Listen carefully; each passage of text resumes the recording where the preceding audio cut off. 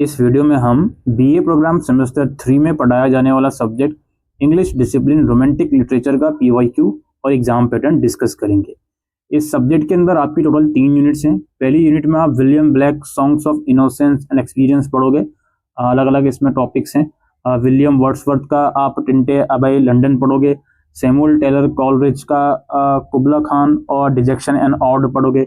Unit 2 में आप Percy Bysshe Shelley का ode to the west wind Ozymandias पढ़ोगे। जॉन कीट्स का ode to a nightingale ode and Grecian पढ़ोगे। Unit 3 में आप मेरी शेली का फ्रैंकिस्टीन पढ़ोगे। ये ब्रीफ सा सिलेबस है।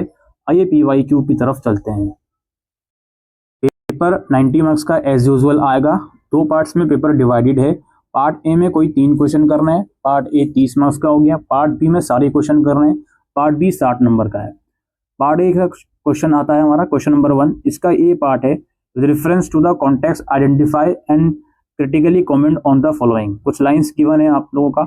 what the hammer, what the chain, in what furnace was the brain, what the anvil, what great grasp there its deadly terrors clash। Basically कुछ लाइंस गिवन है।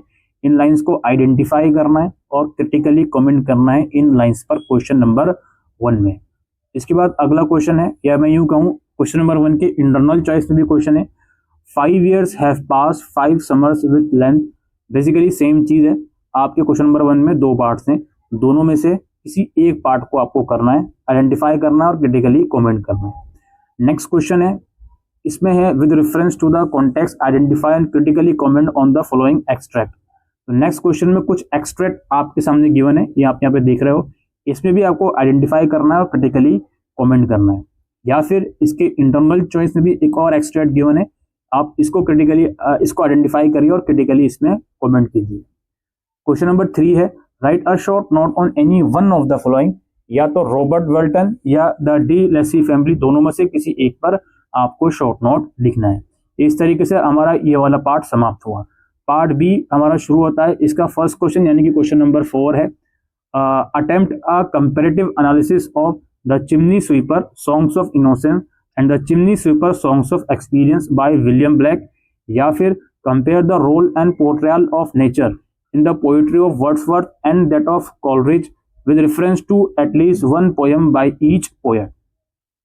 फिर है question number 5, the consciousness of mortality is an ever present strain in the poetry of John Keats discussed with respect to Keats' negotiation of death with reference to at least one of his odes। या इसके internal choice में हम question देखते हैं। PB Shelley claimed that poets are the unacknowledged legislators of the world।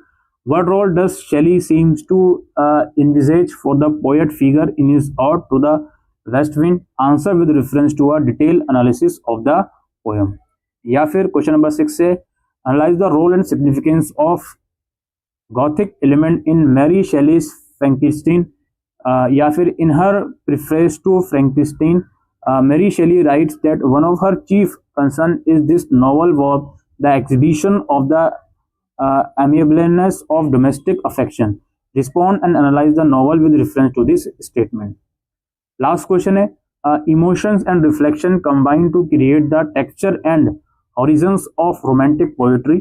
Do you agree? Discuss with reference to one poem each by any 2 poets in your syllabus। या फिर इसके internal choice में question है,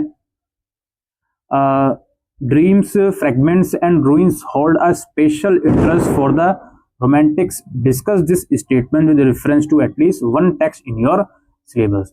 तो दोस्तों ये था PYQ और एग्जामिनेशन पैटर्न रोमांटिक लिटरेचर का। उम्मीद करते हैं ये वीडियो आपको यूजफुल लगी हो, तो वीडियो को शेयर करिएगा। Thank you.